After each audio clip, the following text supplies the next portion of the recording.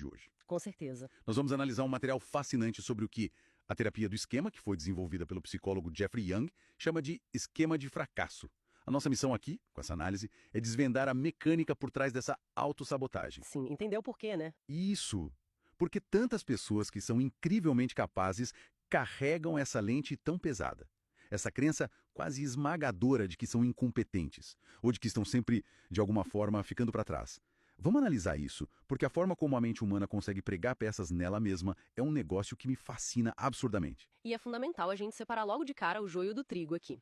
Não estamos falando daquele frio na barriga normal antes de uma apresentação pública. Ah, claro, aquele nervosismo básico. Exato. Esse nervosismo é adaptativo, ele mantém a gente alerta. O que nós vamos dissecar hoje é um padrão psicológico profundo e super enraizado.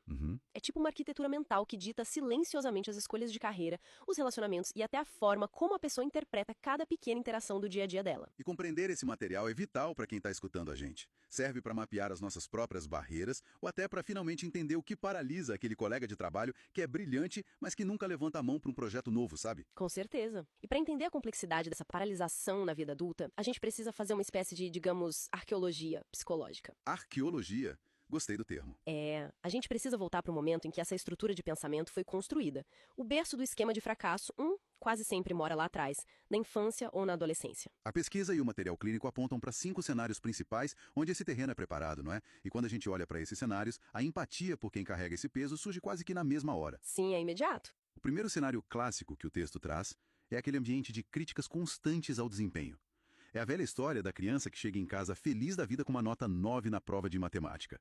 E a resposta imediata do adulto é um gélido "por que não foi 10?". Nossa, sim. É a invalidação total da conquista pela exigência da perfeição.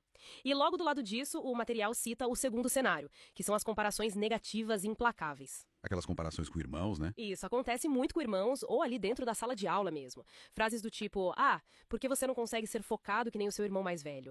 Ou, olha como seu primo aprende isso tão rápido. Nossa, isso destrói a autoestima. Totalmente. A criança começa a medir o próprio valor sempre usando uma régua inatingível, que na verdade pertence a outra pessoa. O terceiro ponto que os estudos destacam me parece particularmente cruel, que é passar por repetidas experiências de falha sem qualquer tipo de rede de apoio. Esse é doloroso de ler no material. Né? Pensa numa criança tentando aprender algo novo, um esporte, ou andar de bicicleta, ou uma matéria difícil. Ela erra o que é natural da vida. Mas em vez de um adulto sentar do lado e dizer, vamos tentar de outro jeito, eu te ajudo. Sim, dá aquele suporte. Isso. Em vez disso, ela é deixada sozinha com a frustração, ela internaliza que o erro é uma falha de caráter e não parte do processo de aprendizado. Perfeito. E isso se conecta muito com o quarto cenário, que é crescer em ambientes que são hiperexigentes e, ao mesmo tempo, desvalorizadores. Como assim? Desvalorizadores? São lares onde o afeto e a atenção parecem estar, estritamente condicionados ao sucesso visível. Entendi, é condicional. Exato. Se a criança ganha a medalha, ela existe e é amada. Se ela perde, ela se torna invisível dentro da própria casa. E ainda existe um quinto fator estrutural que o texto menciona e que muitas vezes passa completamente despercebido, que são as dificuldades de aprendizagem ou os déficits de atenção que não foram diagnosticados na época. Nossa, esse ponto é de uma relevância absurda. Sim. Pensa numa criança com dislexia não diagnosticada. Ela não tem um vocabulário ou a maturidade para virar e dizer, olha, eu tenho uma variação neurológica no processamento da linguagem. Obviamente que não. Ela simplesmente olha para o lado, vê os colegas lendo fluentemente, olha para o próprio caderno onde as letras parecem, dançar na página. E conclui o quê? Ela conclui, eu sou burra. Tem algo de errado comigo. É uma dedução muito solitária. Sabe, ouvindo você detalhar essa anatomia de como o esquema se forma, me vem uma analogia muito forte na cabeça. É como se a infância fosse aquela fase em que a gente está instalando o sistema operacional num computador novinho em folha. Adoro essa analogia das máquinas. Pois é, imagina que o hardware é ótimo, o processador é super rápido. Mas se essas experiências de crítica e desamparo instalarem um código-fonte corrompido que diz eu não sou bom o suficiente, a consequência disso a longo prazo é devastadora. Exatamente. Porque não importa os programas que você tenta rodar. Não importa quais programas de ponta a pessoa tente rodar no futuro, tipo um doutorado brilhante, um cargo de liderança, abrir uma empresa de sucesso, o código de fundo do sistema operacional sempre vai ditar o ritmo. E a tela azul do sistema sempre vai piscar a mesma mensagem de erro, eu sou incompetente, ou eu sempre vou fracassar. E o que é fascinante aqui, lendo o material base, é mergulhar exatamente no mecanismo do porquê esse código corrompido é aceito de forma tão absoluta. Por que a criança não rejeita essa instalação ruim logo de cara? É uma boa pergunta, porque ela simplesmente não ignora. A resposta está na biologia e no desenvolvimento cognitivo infantil. Uma criança pequena não tem o córtex pré-frontal totalmente desenvolvido para questionar a sanidade ou a justiça dos adultos ao redor dela. É verdade. Seria cômico, mas impossível, ver uma criança de 7 anos olhando para um pai que está explodindo de raiva e dizendo: sabe, pai, eu percebo que a sua hiperexigência reflete as suas próprias frustrações de carreira não resolvidas. Então, eu não vou levar essa crítica para o lado pessoal. Certo, isso seria hilário, mas não acontece. A criança é biologicamente programada para depender dos cuidadores para sobreviver. Então, se os cuidadores ou o ambiente dizem que há algo de errado com ela, para a criança aquilo não é uma opinião.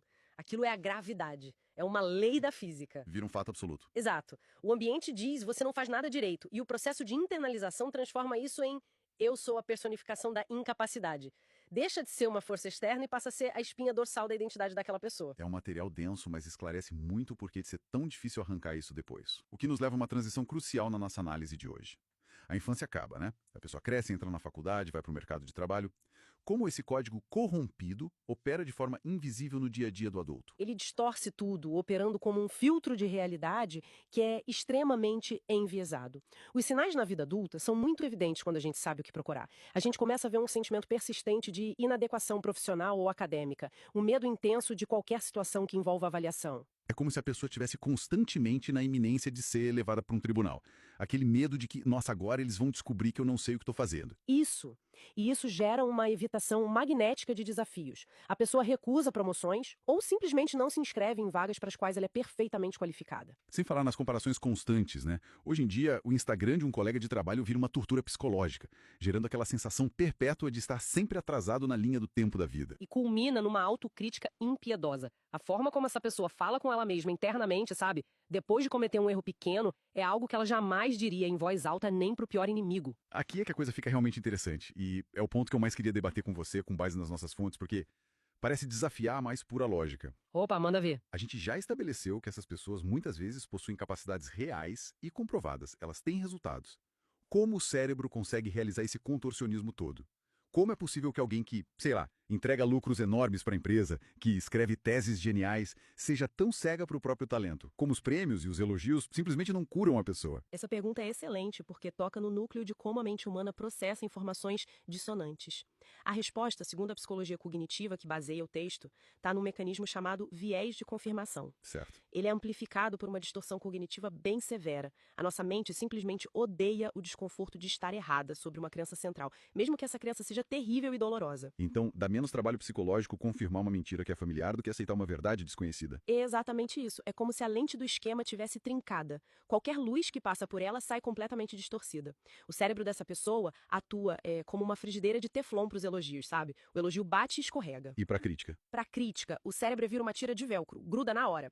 Se um gestor faz uma avaliação de desempenho elogiando 9 pontos incríveis e dando uma única e pequena sugestão de melhoria, o que a pessoa faz? Ah, ela ignora os 9 pontos? Totalmente. Ela volta para casa destruída, remoendo aquela única sugestão, pensando, eu sabia, eu sou um desastre, meu trabalho é inútil. Isso mesmo, o esquema sequestra o pequeno erro e transforma ele na tal prova irrefutável de incapacidade. E as vitórias? O cérebro sabota essas vitórias através de algo chamado atribuição externa. Como assim atribuição externa? Se a pessoa bate a meta de vendas, o cérebro sussurra: foi sorte. Se ela recebe um prêmio acadêmico, ela pensa: eles estavam com os critérios muito baixos esse ano. Caramba. A pessoa nunca permite que o mérito seja depositado na conta bancária da própria identidade emocional dela. É um sistema de defesa completamente invertido. Mas viver sob a pressão atmosférica desse fracasso iminente, sentindo que a guilhotina vai cair no pescoço a qualquer momento, deve gerar uma ansiedade insustentável. É desesperador. E a mente humana não suporta viver em pânico contínuo.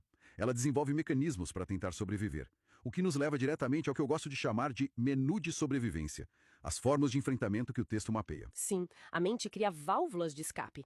São estratégias inconscientes para tentar neutralizar a dor diária desse esquema de fracasso.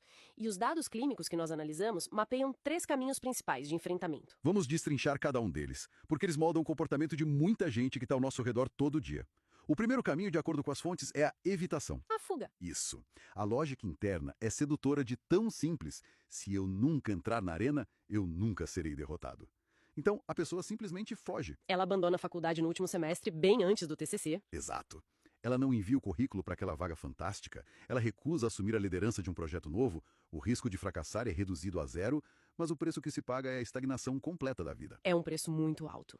A segunda estratégia é o que o material chama de rendição ao esquema. Rendição, como funciona essa, cara? Nesse caso, a pessoa não foge do desafio inicialmente, mas ela já entra na situação com a derrota aceita como um fato irrevogável, sabe? É uma profecia autorrealizável. Ah, entendi. A primeira pequena dificuldade encontrada num projeto, ela cruza os braços, suspira e diz: "Ah, eu sabia, é inútil, eu não dou conta disso mesmo." Ela literalmente se entrega à crença. E aí temos a terceira estratégia, e essa me confunde e me fascina em partes iguais, porque é a que mais engana quem está olhando de fora.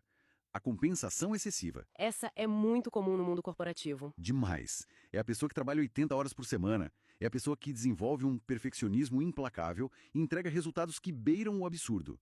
E aí eu te pergunto, se a pessoa trabalha tanto, recebe tanto aplauso e é objetivamente a melhor da equipe, por que isso não conserta a crença dela? Isso não deveria, pela lógica, provar a ela mesma que ela é super capaz. Olha, se a gente conectar isso ao cenário geral da psicologia que está no texto, a gente vê que a compensação excessiva é, na verdade, a armadilha mais cruel de todas. A sociedade aplaude um workaholic, a empresa premia o perfeccionista. Dá bônus, dá troféu. Exato. Mas internamente, o motor que gera essa energia colossal não é a paixão pelo trabalho ou uma ambição saudável, é o terror absoluto. O terror de ser descoberto. Exatamente. A pessoa pensa, eu sou intrinsecamente um incompetente.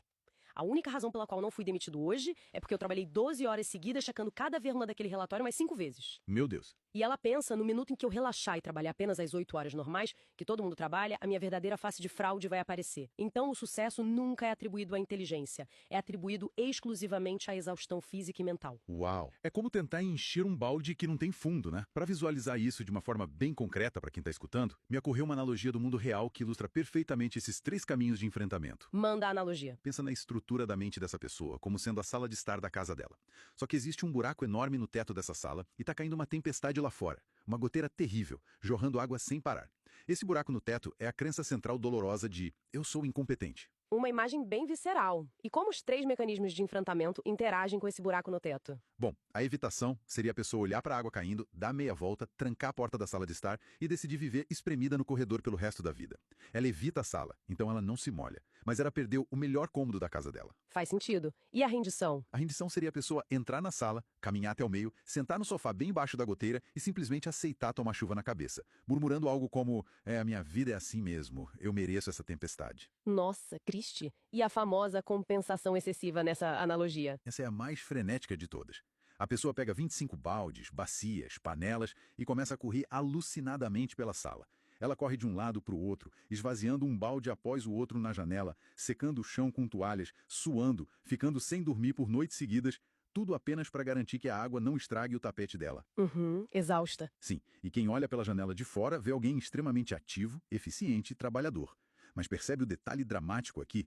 Em nenhum desses 3 cenários, nem por um segundo, a pessoa pega uma escada, sobe no telhado e de fato conserta o buraco. É uma analogia brilhante porque traduz perfeitamente o paradoxo clínico que a terapia do esquema aponta.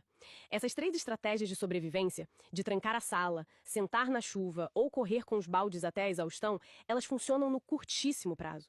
Elas aliviam momentaneamente a ansiedade de ser inundado. Certo. Mas, a longo prazo, elas são exatamente as garantias de que o esquema vai continuar existindo ali intocável. Elas impedem que a pessoa tenha a experiência emocional corretiva de questionar e refutar a crença central de fracasso. É o ciclo de retroalimentação perfeito para manter o sofrimento, né? Então, tendo mapeado o tamanho dessa armadilha toda, a forma como o código foi corrompido lá na infância e como essas estratégias mantêm a gente correndo em círculos na vida adulta, a pergunta inevitável que surge dessa imersão é: como a gente pega a escada e conserta esse teto? Como a gente desarma essa bomba relógio? A luz no fim do túnel que as pesquisas clínicas oferecem no material é muito clara. Nós não somos reféns da nossa infância para sempre. A arquitetura mental pode sim ser reformada. E a psicoterapia, com um forte destaque para a terapia do esquema e para as abordagens cognitivo-comportamentais, oferece um mapa de engenharia para essa reforma estrutural. E o que me agrada muito nas fontes não é apenas a recomendação genérica de procurar ajuda, mas o detalhamento da mecânica de como essa mudança acontece na prática. O primeiro passo desse trabalho braçal é quase forense, sabe? Como assim, forense? É identificar a origem exata da goteira. É olhar para trás e entender quem fez aquele buraco no teto. Foi o professor de matemática lá do ensino fundamental? Foi a pressão constante do pai? Foi a comparação injusta com a irmã? Excelente ponto. E entender essa origem leva ao segundo passo, que é super crucial. Separar categoricamente os fatos atuais das emoções do passado. O trabalho clínico ajuda a pessoa a entender que, olha, o gerente da empresa hoje não é aquele pai punitivo de 20 anos atrás. São entidades paradas. Sim, um erro num planejamento de marketing hoje não traz o mesmo risco de abandono ou rejeição afetiva que um erro na infância trazia. É basicamente atualizar o software da mente para operar com os dados reais do presente. É construir um senso de proporção realista da vida. Isso envolve desenvolver uma visão muito nítida e madura sobre as próprias competências e também sobre as limitações humanas. Porque ninguém domina tudo o tempo todo, né? Ninguém. E o material ressalta a importância de fortalecer o que a psicologia chama de autoeficácia. É criar registros intencionais de sucessos, forçando o cérebro a abandonar aquela frigideira de Teflon e começar a absorver os elogios de forma real e duradoura. Mas a cereja do bolo desse processo, a ferramenta que parece ser o grande antídoto para o esquema de fracasso, é a substituição daquela autocrítica tirânica por algo chamado autocompaixão. E aqui, quem está escutando a gente precisa de um aviso crítico. Autocompaixão não tem absolutamente nada a ver com baixar os padrões, ser complacente, com preguiça ou inventar desculpas para tudo. Isso é importante esclarecer. Cientificamente falando, autocompaixão é simplesmente tratar a si mesmo com o mesmo rigor, porém com a mesma empatia incondicional que você ofereceria a um colega respeitado que acabou de cometer um erro genuíno. Sair do papel de carrasco, né? Exato. É dizer, você errou, vamos consertar isso juntos. Mas esse erro não define o seu valor como ser humano. Então, o que tudo isso significa na prática? Qual é a linha de chegada dessa jornada inteira que a gente secou hoje? Significa que é possível evoluir daquela crença primitiva e torturante de eu sou estruturalmente um fracasso e qualquer erro prova isso, para uma crença imensamente mais libertadora. Que seria? Que é, eu sou capaz, eu posso aprender, eu vou melhorar e eu vou ter sucesso, inclusive através dos inevitáveis erros que eu vou cometer no meio do caminho. Essa transição resume o triunfo sobre o esquema. O texto mostra que não se busca uma positividade tóxica ou delirante do tipo, eu sou um gênio infalível e o mundo me deve tudo. Não, isso seria loucura. Exato. Isso seria apenas trocar uma distorção cognitiva por outra distorção. O objetivo é a ancoragem firme na realidade. É a pessoa finalmente conseguir viver de acordo com os fatos reais e concretos da sua vida adulta, e não mais sobre as sentenças e projeções injustas que foram proclamadas lá no passado dela. É fazer as pazes com a realidade de que a falha é um evento isolado, e não uma identidade que você carrega. Que caminhada profunda nós fizemos ao longo dessa análise. Impressionante. A gente partiu dos corredores da infância, onde as primeiras sementes dessa inadequação foram plantadas, entendemos a química do cérebro adulto que ignora elogios e fica caçando defeitos, passamos pelas exaustivas corridas com baldes de água das nossas compensações, até chegarmos ao mapa da reconstrução mental através do suporte clínico adequado. É o tipo de compreensão profunda que muda não apenas o indivíduo, mas todo o tecido social ao redor dele. Sem dúvida alguma. Eu acredito que o grande valor de explorar pesquisas como essa é equipar a gente com uma empatia muito mais cirúrgica. Quando nós entendemos o motor oculto do esquema de fracasso, a gente passa a olhar de outra forma para os nossos colegas. Totalmente. Aquele colega que está sempre na defensiva, ou analista que é genial, mas que trava na hora de apresentar os resultados para a diretoria, eles deixam de ser só problemas de gestão e passam a ser vistos como pessoas reais lutando contra fantasmas muito antigos. Isso permite que a gente seja um ponto de segurança na vida dessas pessoas, e não meros repetidores das críticas que elas já sofreram no passado. Sabe, antes da gente concluir e conectar todos esses pontos, me trouxe uma reflexão provocativa baseada no material. O texto expõe com uma clareza cristalina como as nossas estratégias inconscientes operam para manter o esquema vivo, né? Porque por mais dolorosa que seja, a crença de ser incapaz é uma zona familiar e conhecida para o cérebro. É previsível. Certo. O cérebro sempre prefere a dor que já conhece e a incerteza assustadora da mudança. Exato, o que levanta uma questão quase perturbadora sobre a nossa vida adulta. Até que ponto na vida profissional e pessoal nós não estamos escolhendo, de forma inteiramente invisível para nós mesmos, permanecer em empresas de cultura tóxica ou engatar em relacionamentos com pessoas hipercríticas? Nossa. Será que nós não somos atraídos por esses cenários áridos justamente porque eles espelham e confirmam o nosso código corrompido de que a gente não tem valor?